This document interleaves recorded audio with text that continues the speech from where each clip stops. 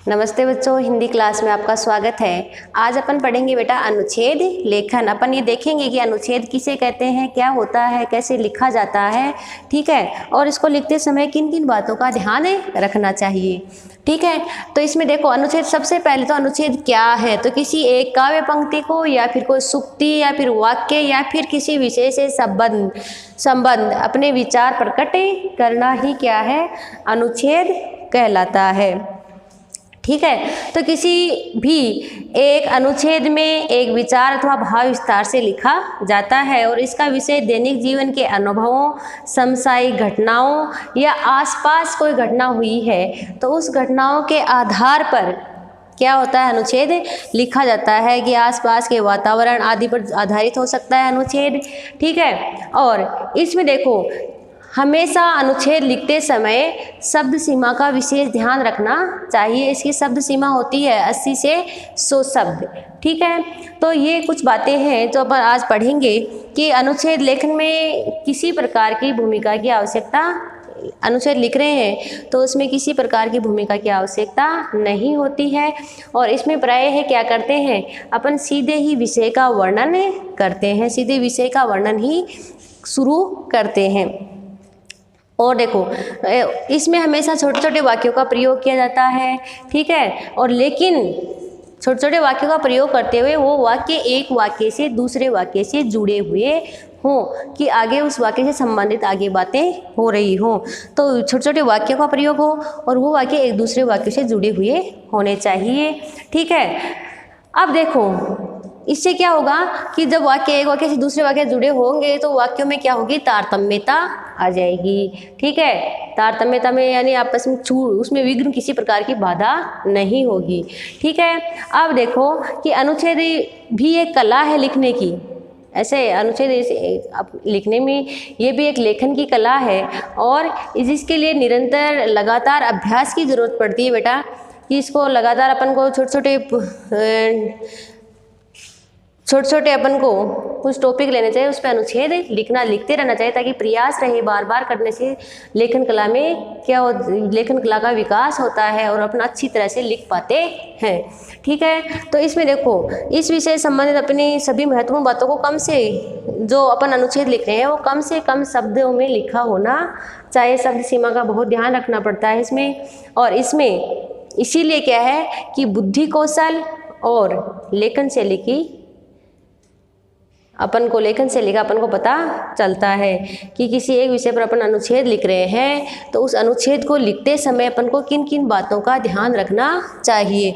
सबसे पहले अपन को ये देखना है कि जो संकेत बिंदु दिए गए हैं कि अपन को इस विषय पर अपन को अनुच्छेद लिखना है, जो संकेत बिंदु अपन को दिए गए हैं उसमें उनको ध्यान से पढ़ना चाहिए, ठीक है। उनको ध्यान से पढ़ना चाहिए, फिर भली प्रकार उसको समझना चाहिए, उसके बाद अनुच्छेद लिखना चाहिए। दूसरा, संक्षिप्तता, कि अनुच्छेद में भी क्या होता है कि संक्षिप्तता का बहुत अधिक महत्व है और इससे क्या होता है, जब अपन लिख रहे हैं तो ये सारा मुख्य विषय पर ही केंद्रित रहना चाहिए, ठीक है। तीसरी बात है, पहला और अंतिम वाक्य है वो अर्थगर्भी तथा प्रभावोत्पादक हो। तो इसमें क्या है कि जो अपन पहला वाक्य लिख रहे हैं और अंतिम लिख रहे हैं, इससे पहले क्या होती है, अपन क्या करते हैं, पहले तो पाठक की जिज्ञासा बढ़ती है और कि अपन पहला वाक्य लिख रहे हैं तो पढ़ने वालों का जिज्ञासा रहती है कि क्या आगे क्या होगा, और अंत में भी अपन ऐसा ही लिखते हैं ताकि उसकी जिज्ञासा शांत हो जाए, ठीक है। तो इसमें क्या है, पहला वाक्य और अंतिम वाक्य जो अर्थगर्भित है, बहुत ही गहन अर्थ को लिए हुए होना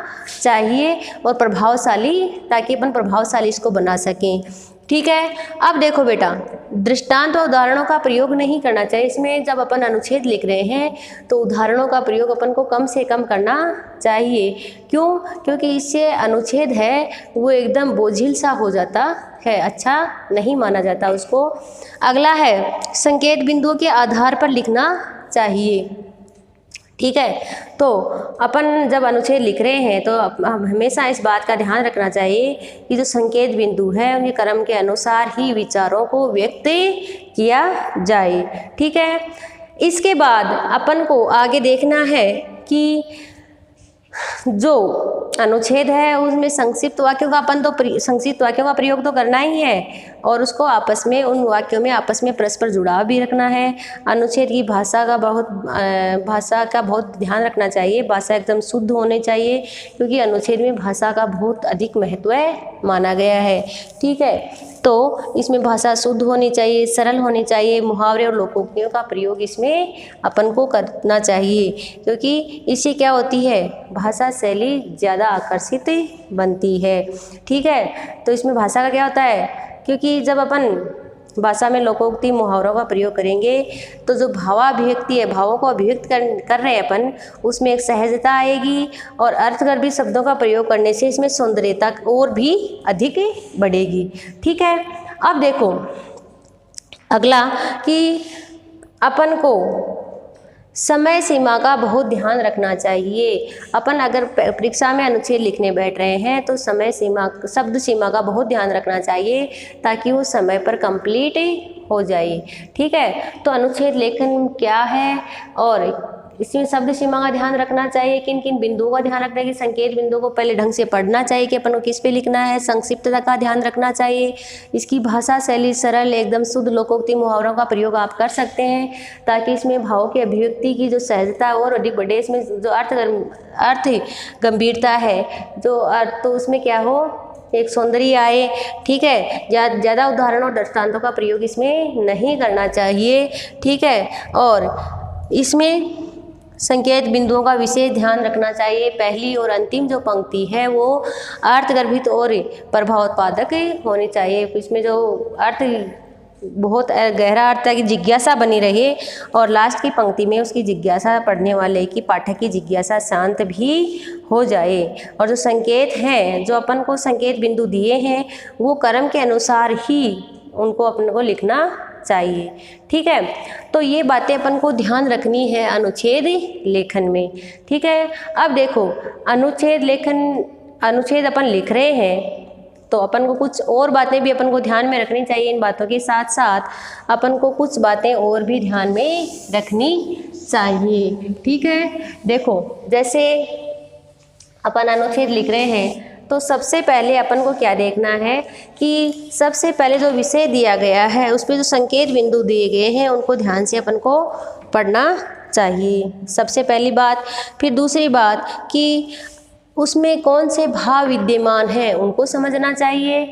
उसके बाद अपन क्या करते हैं, कोई रट के तो जा नहीं सकते कि अनुच्छेद अपन रट के लिख रहे हैं, ऐसा नहीं है। जो अगला जो अपन को पूछ रहा है उसमें जो क्या भाव है वो और अपने मन के अंदर उत्पन्न भाव है उनमें तालमेल बैठाना चाहिए, उनमें संबंध बनाकर ही उसको लिखना चाहिए। संकेत बिंदुओं के संबंधित अपने पूर्व ज्ञान के आधार पर उन भावों को विस्तार से लिखना चाहिए। ठीक है, अपने भावों को क्रम के अनुसार ही अभिव्यक्त करना चाहिए। अपन जो भाव व्यक्त कर रहे हैं वो कर्मानुसार ही होने चाहिए। ऐसे नहीं कि पहले कुछ ही लिख दिया बाद में कुछ ही लिख रहे, ऐसा नहीं होना चाहिए। ठीक है, इसके अब अपन और देखना चाहिए इसमें और किन किन बातों का ध्यान रखना है। तो शब्द सीमा एकदम सीमित होनी चाहिए। सीमित शब्दों में अपने विचारों की अभिव्यक्ति करनी चाहिए। बहुत लंबे ज़्यादा वर्णन से अपन को बचना चाहिए। अनुच्छेद लिखते समय बहुत ज़्यादा विस्तार से वर्णन से अपन को बचना चाहिए। अपने विचारों को संक्षिप्त में अभिव्यक्त कर देना चाहिए। ठीक है, जो अगला पूछ रहा है उस विषय पर अपन बता भी सके, अपने विचारों को पूरा कर भी सके और बात भी पूरी हो जाए और व्यर्थ में भी वर्णन ना हो। ठीक है, और हमेशा जहाँ तक संभव हो सके वहाँ पर सरल और सहज भाषा का प्रयोग करें। अपन अनुच्छेद लिखने के बाद एक बार उसको अवश्य पढ़ना चाहिए। अनुच्छेद जैसे अपन ने लिख दिया परीक्षा में तो उसको ज़रूर पढ़ें। क्यों? क्योंकि अपन को एक बार पढ़ने से क्या, लिखते समय अपन को इतनी ध्यान नहीं रहती कि कहाँ अशुद्धि हो गई, कितना कहाँ कुछ भूल चुके हैं अपन, तो वहाँ पर उसको ध्यानपूर्वक पढ़ें उसको, ताकि कहीं पर कोई गलती रह गई हो, कहीं पर कोई अशुद्धि हुई हो, कहीं कुछ छूट गया हो अपना शब्द और बाद में याद आ रहा हो तो उसको अपन लिख सकें। ठीक है, तो बेटा इन अनुच्छेद लिखते समय इन बातों को ध्यान में रखना चाहिए। ठीक है, आज इतना ही, आगे कल देखते हैं। धन्यवाद।